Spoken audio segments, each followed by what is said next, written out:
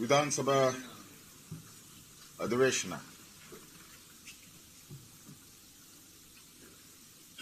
ರಾಜ್ಯದ ಜನ ಬಹಳ ನಿರೀಕ್ಷೆಯನ್ನ ಇಟ್ಕೊಂಡಿದ್ರು.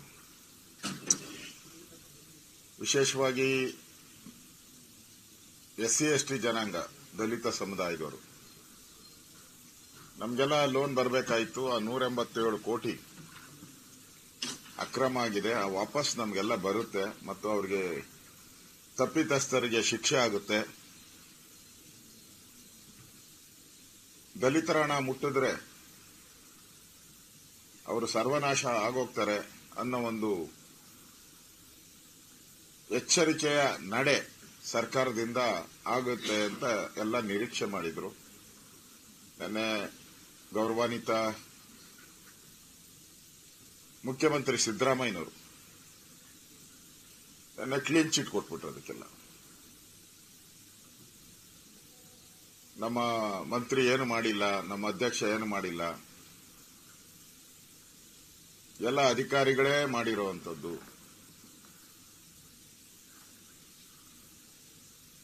ಅದು ಆ ಅಧಿಕಾರಿ ಬಿಜೆಪಿ ಇದ್ದಾಗ ಸ್ಕ್ಯಾಂಡಲ್ ಮಾಡಿದ್ದ. ಅಂದ್ರೆ ನಾವು ನಿಲುವಳಿ ತಂದಿರುವಂತದ್ದು ಈ ದಲಿತರ ಹಣ ಏನಿದೆ ವಾಪಸ್ ಬರಬೇಕು, ಅವರಿಗೆ ಶಿಕ್ಷೆ ಆಗಬೇಕು. ಈಗಾಗಲೇ ಒಬ್ರು ಜೈಲಲ್ಲಿದ್ದಾರೆ, ಇನ್ನೊಬ್ರು ಜೈಲಿಗೆ ಹೋಗೋ ಸ್ಟೇಜ್ ಅಲ್ಲಿ ಇದ್ದಾರೆ. ನಮ್ಮ ಕಳಕಳಿ ಇದ್ದಿದ್ದು ಈ ಹಗರಣವನ್ನ ಮುಚ್ಚಾಕಬಾರದು ಅನ್ನೋದು. ಆದರೆ ನಿನ್ನೆ ಕಾಂಗ್ರೆಸ್ ಅವರು ಮಾಡದಂತದ್ದು ಎಲ್ಲನೂ ಕೂಡ ಈ ಹಗರಣವನ್ನ ಮುಚ್ಚಾಕುವಂತ ಸ್ಪಷ್ಟವಾದಂತ ಒಂದು ತೀರ್ಮಾನವನ್ನ. ಅದಕ್ಕೆ ಮುಂಚೆ DK ಶಿವಕುಮಾರ್ ಅವರು ಹೇಳಿದ್ರು, ನಾನು ಫ್ಲೋರಲ್ಲೇ ಹೇಳ್ತಾ ಇದ್ದೀನಿ, ನಾಗೇಂದ್ರ ಆಗ್ಲಿ ದಗ್ಗಲ್ಲಾಗ್ಲಿ ಅವರ ಪಾತ್ರ ಇಲ್ಲೇ ಇಲ್ಲ ಅಂತೇಳಿ ನಾನು ಫ್ಲೋರಲ್ಲೇ ಹೇಳ್ತೀನಿ ಅಂತ ಹೇಳಿದ್ರು. ಈಗ ಅದಕ್ಕೆ ಸಮರ್ಥನೆ ಕೊಡೋ ರೀತಿ ಸಿದ್ದರಾಮಯ್ಯನವರು ಕೂಡ ಯಾರ್ದು ಪಾತ್ರ ಇಲ್ಲ, ಎಲ್ಲ ಅಧಿಕಾರಿಗಳು.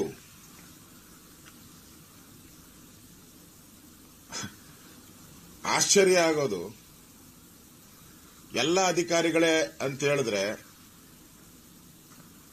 ನಾವು ರೂಲಿಂಗ್ ಪಾರ್ಟಿ ಇದ್ದಾಗ ಇದೇ ಸಿದ್ದರಾಮಯ್ಯನವರು ಈ ತರ ಹಗರಣ ಆದಾಗ ಅಧಿಕಾರಿಗಳು ಅಂತ ಹೇಳಿದ್ರೆ ನೀವೇನ್ ಕತ್ತೆ ಕಾಯ್ತೀರಾ ಅಂತ ಹೇಳಿದ್ರು. ಈಗ ನಾನು ಅವ್ರು ಕೇಳ್ತೀನಿ, ಎಲ್ಲ ಅಧಿಕಾರಿಗಳೇ ಮಾಡಿದ್ರೆ ನೀವೇನ್ ಕತ್ತೆ ಕಾಯ್ತಾ ಇದ್ದೀರಾ? ನಿಮ್ಮ ಮಾತನ್ನು ನಿಮಗೆ ಹೇಳ್ತಾ ಇದ್ದೀನಿ. ಮತ್ತೆ ಅಧಿಕಾರಿ ಹಿಂದೆ ಭ್ರಷ್ಟಾಚಾರ ಮಾಡಿದ್ರೆ ಸೆಲೆಕ್ಟ್ ಮಾಡಿ ಅದೇ ಅಧಿಕಾರಿನ ಯಾಕಪ್ಪ ಹಾಕದ್ರಿ? ಯಾಕೆ ಅಲ್ಲಿ ಉಳಿಸ್ಕೊಂಡ್ರಿ ಅವ್ರನ್ನ?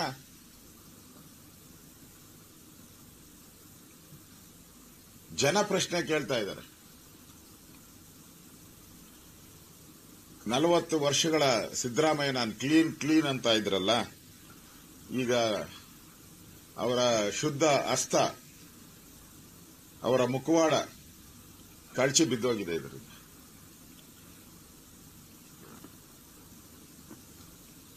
ಸಿದ್ದರಾಮಯ್ಯನವರು ನಿರ್ಮಲಾ ಸೀತಾರಾಮನ್ ಬಗ್ಗೆ ಮಾತಾಡಿದ್ದಾರೆ. ಅಂದ್ರೆ ಈ ಹಗರಣನ ಹೆಂಗೆ ತಿರುಚಬೇಕು ಅನ್ನೋದು ಸಿದ್ದರಾಮಯ್ಯನವರು ಪಾಪ 3-4 ದಿನದಿಂದ ಅದೇ ಕೆಲಸ ಮಾಡ್ತಾ ಇದ್ದಾರೆ. ದುಡ್ಡು ಯಾರದ್ರಿ? ಕರ್ನಾಟಕ ಸರ್ಕಾರದ ದುಡ್ಡು ದಲಿತರದು. ಕರ್ನಾಟಕ ಸರ್ಕಾರ ಟ್ಯಾಕ್ಸ್ ಪೇಯರ್ಸ್ ಹಣ ಕೊಟ್ಟಿರೋದಲ್ಲಿ ಅದಕ್ಕೆ ಆ ಬ್ಯಾಂಕ್ಗೆ, ಆ ಕಳ್ಳ ಬ್ಯಾಂಕ್ಗೆ ತಗೊಂಡೋಗಿ, ಕಳ್ಳ ಅಕೌಂಟ್ಗೆ ತಗೊಂಡೋಗಿ ಇಟ್ಟವ್ರು ಯಾರು? ನಿಮ್ಮ ಅಧಿಕಾರಿಗಳೇ. ದುಡ್ಡು ನಮ್ದು. ಅನಾಥರೈಸ್ ಸರ್ಕಾರದ ಆದೇಶ ಇದ್ರು ಎರಡು ಅಕೌಂಟ್ ಮಾಡಬಾರ್ದು ಅಂತ ಮಾಡಿ ಅದಕ್ಕೆ ಆರ್ಡರ್ ಕಾಪಿ ಎಲ್ಲ ಕೊಟ್ಟು ಅಲ್ಲಿ ಮಾಡಿದವರು ರಾಜ್ಯ ಸರ್ಕಾರದವರು. ಇಷ್ಟಿದ್ರು ಕೂಡ ಇಲ್ಲಿ ನಿರ್ಮಲಾ ಸೀತಾರಾಮನ್ ಅವ್ರ ಪಾತ್ರ ಅಂತ ಹೇಳಿದ್ರೆ, ನಿಮ್ಮ ದುಡ್ಡನ್ನ ಹಾಗಾದ್ರೆ ಅದಕ್ಕೆ ಬೆಲೆ ಇಲ್ವಾ? ನಿಮ್ಮ ದುಡ್ಡಿಗೆ ಕೇಂದ್ರ ಸರ್ಕಾರದ ದುಡ್ಡು ಏನೋ ಕೇಂದ್ರ ಸರ್ಕಾರದ ದುಡ್ಡು ಆದ್ರೆ ಆಪಾದನೆ ಮಾಡಬಹುದಾಯ್ತು. ನಮ್ಮ ಕರ್ನಾಟಕ ಸರ್ಕಾರದ್ದು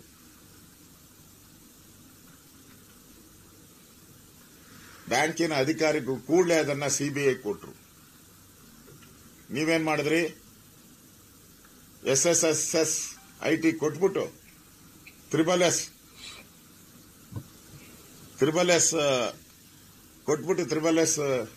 IT ಕೊಟ್ಬಿಟ್ಟು ಮುಚ್ಚಾಕುವ ಪ್ರಯತ್ನ ಮಾಡಿದ್ದೀರಿ. ಅವ್ರು ನೋಡಿ ಕೊಟ್ಟ ತಕ್ಷಣ ಎಲ್ಲಾರನ್ನೂ ಅರೆಸ್ಟ್, ಕೆಲವ್ರನ್ನೆಲ್ಲ ಜೈಲು, ಎನ್ಕ್ವೈರಿ. ನಿಮ್ಮ SSIT ಅವ್ರನ್ನ ಕರೆಯೋದು, ಅದು 30 ದಿನ ಆದ್ಮೇಲೆ ಕರೆಯೋದು, ಅದು ಇಡಿ ಎಂಟ್ರಿ ಆಯ್ತು ಅಂದಾಗ ಕರೆಯೋದು, ಅವ್ರಿಗೆ 8 ಅವರ್ ಕೂತರ್ಸ್ಕೊಂಡು ವಾಲ್ಮೀಕಿ ನಿಗಮದ ಹಗರಣ ಇದು, ಅದಕ್ಕೆ ನಿನ್ಗೊಂದು ಪುಸ್ತಕ ಕೊಡ್ತೀನಿ, ವಾಲ್ಮೀಕಿ ರಾಮಾಯಣವನ್ನು ಓದ್ಬಿಟ್ಟು 8 ಅವರ್ ಹೋಗು ಅಂತ ಕೂತರ್ಸಿದ್ರ. ಆಮೇಲೆ ಪುಟಗಟ್ಟಲೆ ನೋಡದೆ, ಇವತ್ತು ಪುಟಗಟ್ಟಲೆ ಜಾಹೀರಾತುಗಳು. ಸಿದ್ದರಾಮಯ್ಯನವ್ರಿಗೆ ಸಮರ್ಥನೆ ಮಾಡಕ್ಕಾಗ್ಲೇ ಇಲ್ಲ. ನಾನು ನೋಡಿದೆ ಅವ್ರ ಪ್ರೆಸ್ ಮೀಟ್, 2 ಬಾರಿ ಹೇಳಿದ್ರು ಪ್ರೆಸ್ ಅವ್ರಿಗೆ, ಸುಮ್ಮನೆ ಬರ್ಕೋ ಫಸ್ಟ್ ಆಮೇಲೆ ಕೇಳಿ ಅಂತ ಹೇಳಿ 2 ಸರಿ ಹೇಳಿದ್ದನ್ನು ನಾನು ನೋಡಿದ್ದೀನಿ. ಪುಟಗಟ್ಟಲೆ ಕೊಟ್ಟಿದ್ದಾರೆ. ಇದು ಯಾರ ದುಡ್ಡು ನನಗೂ ಗೊತ್ತಿಲ್ಲ. ಆಮೇಲೆ ಇನ್ನೊಂದು ಹೇಳಿದ್ದಾರೆ, ನಾನು ಈ ಸಮಾಜಕ್ಕೆ ಸೇರಿದವರು, ಅಂದ್ರೆ ಹಿಂದುಳಿದ ಸಮಾಜಕ್ಕೆ ಸೇರಿದವರು, ಅದಕ್ಕೋಸ್ಕರ ಬಿಜೆಪಿಯವರು ನನ್ನ ಮೇಲೆ ಆಪಾದನೆ ಮಾಡ್ತಾ ಇದ್ದಾರೆ. ಅದಕ್ಕೆ ನಾನೊಂದು ಸಲಹೆ ಕೊಡ್ತೀನಿ ಸಿದ್ದರಾಮಯ್ಯನವ್ರು, ಒಳ್ಳೆ ಸಲಹೆ, ಸಂವಿಧಾನನ ತಿದ್ದುಪಡಿ ಮಾಡಿಬಿಟ್ಟು ಇಂತಿಂತ ಜಾತಿಯವರು, ಯಾವ್ಯಾವ ಜಾತಿ ಅವಲ್ಲ ಕರ್ನಾಟಕದಲ್ಲಿ, ಆ ಜಾತಿಗಳನ್ನ ಅವ್ರು ಬೇಕಾಗಿದ್ದು ಇವ್ರು ಯಾವ ಜಾತಿಗೆ ಸಂಬಂಧಪಟ್ಟ ಹಾಕ್ಬಿಟ್ಟು ಈ ಜಾತಿಯನ್ನ ಸಂವಿಧಾನದ ಪ್ರಕಾರ ಯಾರು ಮುಟ್ಟಂಗಿಲ್ಲ, ಯಾವುದೇ ಕೇಸ್ ಹಾಕಂಗಿಲ್ಲ, ಯಾವುದೇ ಆಪಾದನೆ ಮಾಡಂಗಿಲ್ಲ ಇವ್ರ ಮೇಲೆ ಅಂತ ತಿದ್ದುಪಡಿ ತಂದ್ಬಿಡಿ. ಅದು ಬೆಸ್ಟ್. ಅಂದ್ರೆ ಕಳ್ತನ ಮಾಡಿದ್ರೆ ಇಂಥ ಸಮುದಾಯದವರು ಅಂದ್ರೆ ಬಿಟ್ಬಿಡ್ಬೇಕು. ಅಂದ್ರೆ ಆ ಶೆಲ್ಟರ್ಗೆ ಹೋಗಿದ್ದೀರಾ ಅಂದ್ರೆ ನೀವು, ನನ್ಗನ್ಸ್ತದೆ ಈ ಹಗರಣದಿಂದ ಬೆಚ್ಚಿ ಬಿದ್ದಿದ್ದೀರಾ ನೀವು. ಮೂಡ ಹಗರಣ ಇದ್ರ ಮೇಲೆ, ವಾಲ್ಮೀಕಿದಾದ್ಮೇಲೆ ಮೂಡ ಹಗರಣದಲ್ಲೂ ನಿಮ್ದೇ ಪಾತ್ರ ಇರೋವಂಥದ್ದು. ತಾವೆಲ್ಲರೂ ಕೂಡ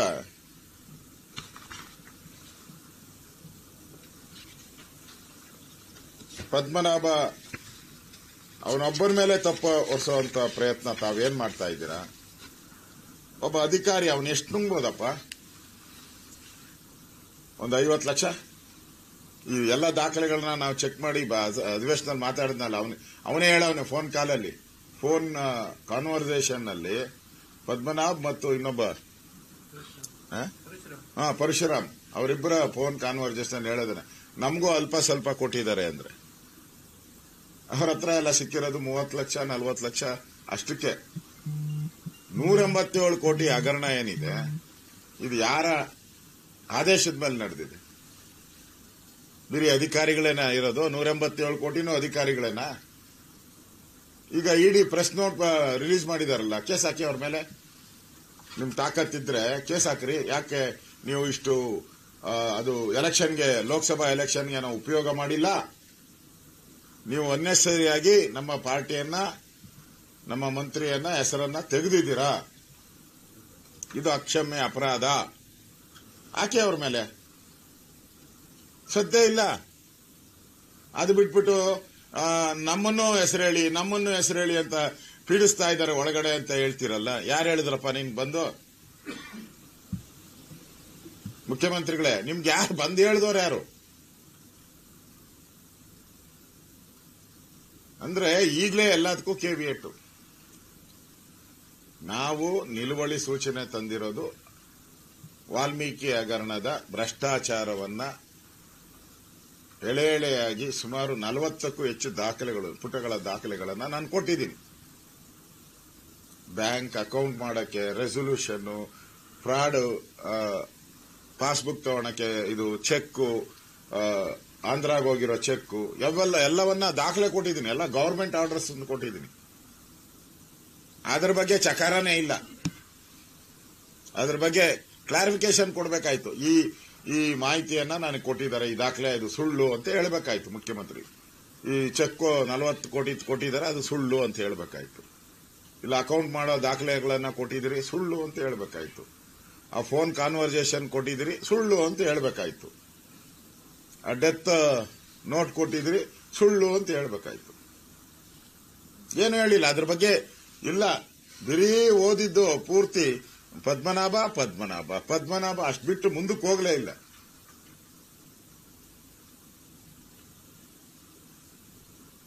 ಮತ್ತೆ ನಾವು ವಾಲ್ಮೀಕಿ ಹಗರಣದ ಚರ್ಚೆಯನ್ನು ಕೇಳಿದ್ರೆ, ನೀವು ಹಿಂದೆ ನಿಮ್ಮ ಸರ್ಕಾರದಲ್ಲಿ ಹಗರಣಗಳ ಸರಮಾಲೆ ಅಂತ ಹೇಳಿದ್ರು. ಸಿದ್ದರಾಮಯ್ಯನವರೇ, ನೀವು ಬಂದ ಅವಾಗ 15 ತಿಂಗಳು ಆಗೋಟಿದೆ. ನೀವೇ ಹೇಳಿದ್ರಲ್ಲ 40% ಬಿಜೆಪಿ ಸರ್ಕಾರ ಅಂತ ಸುಳ್ಳು ಆಪಾದನೆಯನ್ನ ಮಾಡಿದ್ರಲ್ಲ. ಅಡ್ವರ್ಟೈಸ್ಮೆಂಟ್ ಕೊಟ್ಟಿದ್ರಿ. ಏನು ಡಿಸಿಗಿಷ್ಟು, ಎಸಿಗಿಷ್ಟು, ಪೊಲೀಸ್ಗಿಷ್ಟು ಎಲ್ಲ ರೇಟ್ಗಳು ಹಾಕಿ ಪತ್ರಿಕೆಗಳೇ ಅಲ್ಲಿ ಅಡ್ವರ್ಟೈಸ್ಮೆಂಟ್. ಏನಾಯ್ತು? ಎಲ್ಲ ಕೋರ್ಟಲ್ಲಿ ನಿಂತಿದ್ರಲ್ಲ, ಕೋರ್ಟಲ್ಲಿ ಹೋಗಿ ನಿಂತ್ಕೊಂಡ್ರಲ್ಲ. ನೀವು, ಮುಖ್ಯಮಂತ್ರಿ, ಉಪಮುಖ್ಯಮಂತ್ರಿ, ರಾಹುಲ್ ಗಾಂಧಿ, ಅದಕ್ಕೆ ತಾನಪ್ಪ ನಿಂತಿರೋದು. ನಿಂತಿದ್ದೀರಲ್ಲ. 15 ತಿಂಗಳಾಯ್ತಲ್ರಿ. ಆ 40% ಸುಳ್ಳು ಆಪಾದನೆ ಮಾಡಿದಿರಲ್ಲ, ಎಲ್ಲಿಗೆ ಬಂತು ತನಿಖೆ? ಅದರಲ್ಲೇ ಇದೆಯಲ್ಲ. ನಿಮ್ 40% ಅಲ್ಲೇ ಎಲ್ಲ ನಮ್ಮ ಬಿಜೆಪಿ ಹಗರಣಗಳೆಲ್ಲ ಬಂದ್ಬಿಡ್ಬೇಕಲ್ಲ ಅದರಲ್ಲಿ. ಅಂದ್ರೆ ಟೆಂಡರ್ ಅಲ್ಲಿ 40%, ಟ್ರಾನ್ಸ್ಫರ್ ಅಲ್ಲಿ 40%, ಹಗರಣಗಳಲ್ಲಿ 40%, ಎಲ್ಲ ಅದೇ ತಾನೆ. 15 ತಿಂಗಳಾಯ್ತಲ್ಲ. ಏನು ಬಂದೇ ಇಲ್ಲ, ಏನು ಹೊರಗಡೆ.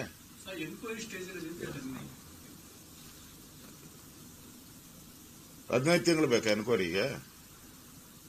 ಪಟಾಪಟ್ ಅಂತ ರಾಹುಲ್ ಗಾಂಧಿ ಹೇಳಿಲ್ಲ, ಪಟಾಪಟ್ ಕಟಾಕಟ್ ಅಂತ. ಎಲ್ಲೋಯ್ತು ಪಟಾಪಟ್? ಈ ಟ್ರಾನ್ಸ್ಫರ್ ಆಯ್ತಲ್ಲ ದುಡ್ಡು ತೆಲಂಗಾಣಕ್ಕೆ, ಎಷ್ಟು ಫಾಸ್ಟ್ ಆಗಿ ಹೋಗ್ಬಿಡ್ತು. ಒಂದೇ ದಿನ ಬ್ಯಾಂಕ್ಗೆ ಡೆಪಾಸಿಟ್ ಮಾಡ್ತಾರೆ 187 ಕೋಟಿ. ಒಂದೇ ದಿನ ಲೋನ್ ತಗೊಂತಾರೆ, ಒಂದೇ ದಿನ ಅಫಿಡವಿಟ್ ಕೊಡ್ತಾರೆ, ಒಂದೇ ದಿನ ಅವತ್ತೇ ಆ ಡೇಟ್ಗೆ ತೆಲಂಗಾಣಕ್ಕೆ ಹೋಗ್ತಾರೆ. ಇಷ್ಟು ಫಾಸ್ಟ್ ಆಗಿ ಮಾಡಿದವರು 15 ತಿಂಗಳು ಬೇಕಾ ಎನ್ಕ್ವೈರಿಗೆ? ಬಂದ ಇಮಿಡಿಯೇಟ್ ಆಗಿ 3 ತಿಂಗಳಲ್ಲೇ ಈ 40% ಹಗರಣವನ್ನ ಬಯಲಿಗೆ ತೆಗಿತೀರಿ ಅಂತ ಹೇಳಿದ್ದು. ಪತ್ರಿಕೆನ ನಾನು ತೋರಿಸ್ಲಾ? ಪತ್ರಿಕೆಯಲ್ಲಿ 3 ತಿಂಗಳಲ್ಲಿ ಈ 40% ತನಿಖೆಯನ್ನ ನಾವು ಮಾಡ್ತೀರಿ ಅಂತ ಹೇಳಿದ್ರಿ. 3 ತಿಂಗಳೋಗಿ 6 ಆಯ್ತು, 9 ತಿಂಗಳಾಯ್ತು, 12 ತಿಂಗಳಾಯ್ತು, 15 ತಿಂಗಳಾಗೋಯ್ತು. ನಿಮ್ಗಿರೋದೇ ಇನ್ನ 3.5 ವರ್ಷ. ಮಾಡಿ ತನಿಖೆ ಮಾಡಕ್ ನಾವೇನು ಬೇಡ ಅಂತಲ್ಲ. ನೀವು 3.5 ವರ್ಷ ತಾನೇ ಇರೋದು, ಆಮೇಲೆ ನಾವು ತಾನೇ ಬರೋರು. ನನ್ನ ಹತ್ರ ಇದೆ, ಇಷ್ಟು ಪುಸ್ತಕ ಪ್ರಿಂಟ್ ಮಾಡಿದಿರಿ ನೀವು. ಯಾವ್ದೋ ಏನೋ ಒಂದೇ ಒಂದು ತೋರ್ಸಪ್ಪ. CAG ವರದಿ ಇದೆ, 35,000 ಕೋಟಿ. ಎಷ್ಟಿದೆ ನೋಡಪ್ಪ. ಇದೆಲ್ಲ ಒಂದೇ ಪುಸ್ತಕ ಅಲ್ಲ, ಬೇರೆ ಬೇರೆ. ನೀವು 20 ಹೇಳಿದೀರಾ, ನಾವು 70 ಹೇಳಿದಿರಿ. ನಿಮ್ದು 20, ನಮ್ದು 20 ಬಗ್ಗೆ ನೀವು ಹೇಳಿದೀರಾ. ನಾವು 70 ಹಗರಣಗಳನ್ನ ಹುಡುಕಿದಿರಿ. ಅದು CAGದಲ್ಲಿ ಇರೋದನ್ನು ಹುಡುಕಿದಿರಿ. ಇವೆಲ್ಲ ಬಂದ್ರೆ ನಿಮ್ ಕತೆ ಏನಾಗ್ತೈತೆ? ಪ್ರಿಂಟ್ ಮಾಡಿದೀರಿ ನಾವು ಇದೆಲ್ಲ. ನೀವು ಹಂಗೆ ಹೇಳಿದೀರಾ, ಓರಲ್ಲ ಪ್ರೆಸ್ ಮೀಟ್ ಅಲ್ಲಿ ಹೇಳಿದಿರ. ನಾವೆಲ್ಲ ಪ್ರಿಂಟ್ ಮಾಡಿದೀರಿ, ದಾಖಲೆ ಸಮೇತ. ಅದರಿಂದ ಈ ಬೆದರಿಕೆ ಎಲ್ಲ ಬಿಟ್ಬಿಡಿ. ವಾಲ್ಮೀಕಿ ನಿಮ್ಗದು ದಲಿತರಣ ಎಲ್ಲೋಗಿದೆ, ಯಾವಾಗ ವಾಪಸ್ ತರ್ತೀರಾ? ಆ ತಪ್ಪಿತಸ್ಥರು ಇನ್ ಮುಂದೆ ಈ ತರ ದಲಿತರಣ ಮುಟ್ಟಬಾರ್ದು. ಆ ರೀತಿ ಒಂದು ವ್ಯವಸ್ಥೆಯನ್ನ ಸರ್ಕಾರ ಮಾಡಬೇಕು. ಅನ್ಸುತ್ತೆ ಮುಖ್ಯಮಂತ್ರಿಗಳು ನಮ್ಮ ಮಂತ್ರಿ ಭಾಗಿನೇ ಆಗಿಲ್ಲ, MLA ಭಾಗಿನೇ ಆಗಿಲ್ಲ ಅಂದ್ರೆ ರಾಜೀನಾಮೆ ಯಾಕೆ ಕೊಟ್ರಪ್ಪ? ನೀವು ಕೊಡೋಂತ ಜನ ಅಲ್ಲ. ನೀವು ಯಾವ ಕಾರಣಕ್ಕೂ ಕೊಡಲ್ಲ. ನೀವು ನೋಡಿದ್ದೀನಲ್ಲ, ಯಾವ ಕಾರಣಕ್ಕೂ ರಾಜೀನಾಮೆ ಕೊಡುವಂತ ಜನ ಅಲ್ಲ ನೀವು. ಪಾಪ ನಾಗೇಂದ್ರ ರಾಜೀನಾಮೆ ಯಾಕೆ ಕೊಡಿಸ್ತೀರಿ? ಪಾಪದ ಮನುಷ್ಯ ಹಂಗಾರೆ ನಿಮ್ ಲೆಕ್ಕದಲ್ಲಿ ಯಾಕೆ ಕೊಡಿಸ್ತೀರಿ? ಅವನೇನು ಮಾಡಿಲ್ಲ ಅಂದ್ರೆ ಈಗ ಕರ್ಕೊಂಡೋಗಿ ಇಡಿಯವರು ಎಲ್ಲ ಕರ್ಕೊಂಡೋಗಿ ಕೂತಿಸಿದ್ರಲ್ಲ ಎನ್ಕ್ವೈರಿ ಜೈಲಲ್ಲೆಲ್ಲ. ಕೋರ್ಟ್ಗೆ ಹೋಗ್ಬೇಕಾಯ್ತು, ನೀವು ಯಾಕೆ ಹೋಗಿಲ್ಲ? ಸರ್ಕಾರ ಹಂಗಾರ ಅವನ್ನ ಪಾಪ ಬಿಟ್ಬಿಟ್ರ, ದಾರಿಯಲ್ಲೇ ಬಿಟ್ಬಿಟ್ರ ಅವನ್ನ. ನಿಮ್ಗೋಸ್ಕರ ತಾನೇ ಅವನು ಪಾರ್ಲಿಮೆಂಟ್ ಎಲೆಕ್ಷನ್ಗೋಸ್ಕರ ಇಷ್ಟೆಲ್ಲ ಕಷ್ಟ ಬಿದ್ದಿದ್ದು. ನಾಗೇಂದ್ರ ಮತ್ತು ಬಸವನಗೌಡ ದದ್ದಲ್ ಅವ್ರ ಕಷ್ಟ ಬಿದ್ದಿದ್ದು ಪಾರ್ಲಿಮೆಂಟ್ ಎಲೆಕ್ಷನ್ಗೋಸ್ಕರ. ಬೆವರು ಸುರಿಸಿ, ಹಗಲು ರಾತ್ರಿ ಬೆವರು ಸುರಿಸಿ ಕಷ್ಟ ಬಿದ್ದು ಯಾವ್ದಾವ್ದೋ ಬ್ಯಾಂಕಲ್ಲಿದ್ದಂತ ಹಣನೆಲ್ಲ ಒಂದು ಬ್ಯಾಂಕ್ ತಂದು ಟ್ರೆಜರಿಯಲ್ಲಿ ಇದ್ದಂತ 70 ಕೋಟಿ ರೂಪಾಯಿನ ಕಷ್ಟ ಬಿದ್ದು ಲೆಟರ್ ಕೊಟ್ಟು ಅವರು ಬ್ಯಾಂಕ್ ಇವರು ವಾಲ್ಮೀಕಿ ಅಧಿಕಾರಿಗಳು ಇನ್ನೊಂದು ಅಕೌಂಟ್ ಮಾಡೋದು ಫ್ರಾಡ್, ನಾನು ಮಾಡಲ್ಲ ಅಂತ ಹೇಳಿದ್ರು ಕೂಡ ಬಲವಂತ ಮಾಡಿ, ಯಾವ ಹೋಟ್ಲಪ್ಪ ಅದು? ಶಾಂಗ್ರಿಲಾ ಹೋಟ್ಲು ಹೆಡ್ ಆಫೀಸಲ್ಲಿ ನೀವು ಡೀಲ್ ಮಾಡಿ, 1 ತಿಂಗಳಿಂದ ಡೀಲ್ ಮಾಡಿ ಕಷ್ಟ ಬಿದ್ದು ಅದನ್ನೆಲ್ಲ ಇಲ್ಲಿ ಕರ್ನಾಟಕದ ಬ್ಯಾಂಕ್ ಇದು ವೈನ್ ಸ್ಟೋರ್ಗಳು ಕೊಟ್ರೆ ಬೇಗ ಲೀಕ್ ಆಗ್ಬಿಡುತ್ತೆ, ಕರ್ನಾಟಕದ ಚಿನ್ನದ ಅಂಗಡಿ ಕೊಟ್ರೆ ಬೇಗ ಲೀಕ್ ಆಗ್ತೈತೆ, ಪೆಟ್ರೋಲ್ ಬಂಕ್ ಲೀಕ್ ಆಗ್ತೈತೆ ಅಂತ ಹೇಳಿ ನಿಮ್ಮ ಸರ್ಕಾರ ಇರುವಂತ ಕಾಂಗ್ರೆಸ್ ಸರ್ಕಾರ ಇದ್ದಂತ ತೆಲಂಗಾಣಕ್ಕೆ ತಗೊಂಡೋಗಿ ಅಲ್ಲಿನೂ ಪಟಾಪಟ್ ಅಂತ ಹೇಳಿ ಕೊಟ್ಬಿಟ್ಟು ಅದಕ್ಕೆಲ್ಲ 5% ಕಮಿಷನ್ ಕೊಟ್ಬಿಟ್ಟು ಪಟಾಪಟ್ ಅಂತ ಹಣ ತಗೊಂಡೋಗಿ ಪಾರ್ಲಿಮೆಂಟ್ ಚುನಾವಣೆಗಳಿಗೆಲ್ಲ ಕೊಟ್ರಲ್ಲ. ಕಷ್ಟ ಬಿದ್ದವನು ಅವನು ಪಾಪ.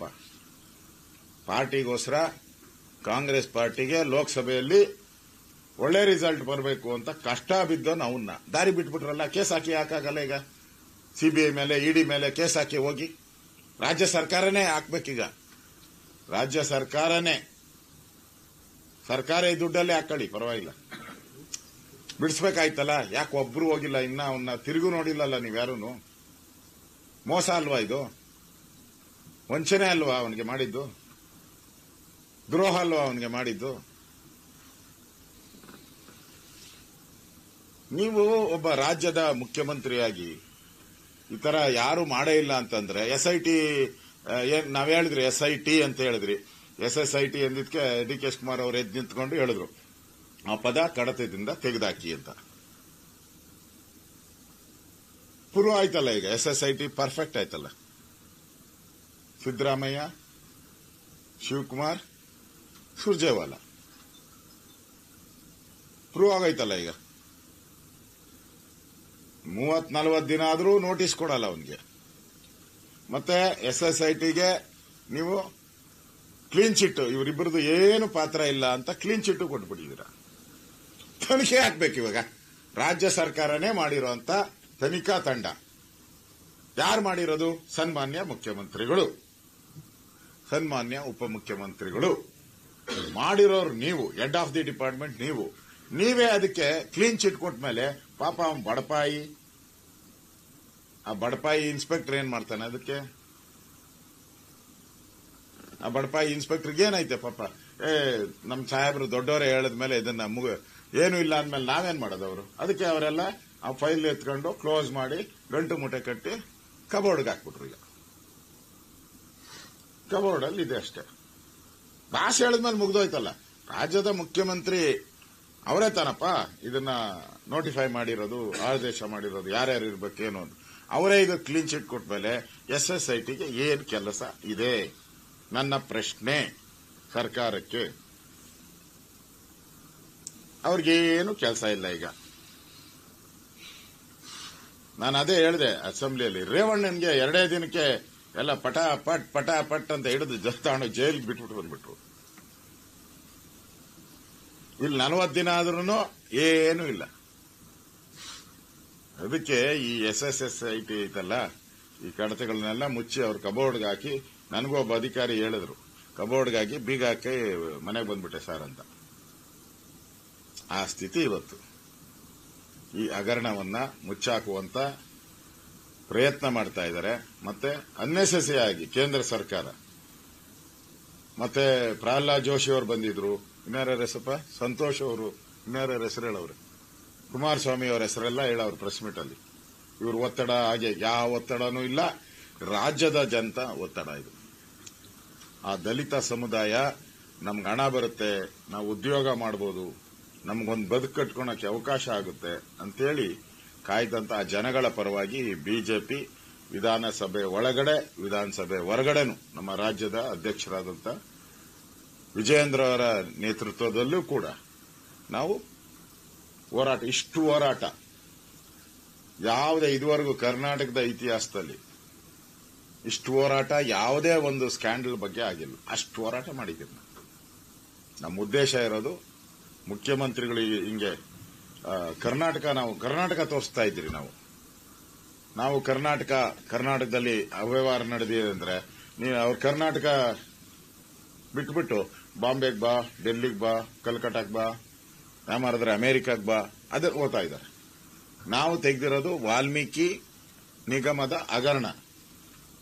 ಅವರು ಇದಕ್ಕೆ ಹೋಗ್ತಾವ್ರೆ, ಏನೋ ಬೋವಿ ನಿಗಮ, ಇನ್ನೊಂದು ಯಾವುದೋ ದೇವರಾಜ ಅರಸ್ ನಿಗಮ. ಚರ್ಚೆ ಮಾಡ್ರಿ, ನಾವು ಬೇಡ ಅಂದ ನಿಮ್ ಸರ್ಕಾರನೇ ಇತ್ತಲ್ಲ ಅವಾಗ, ಇದ್ರಲ್ಲ ವಿರೋಧ ಪಕ್ಷವಾಗಿ ಇದ್ರಲ್ಲ, 4 ವರ್ಷ ಇದ್ರಿ ವಿರೋಧ ಪಕ್ಷ. ಅವಾಗ ಯಾಕೆ ಚರ್ಚೆ ಮಾಡಲಿಲ್ಲ?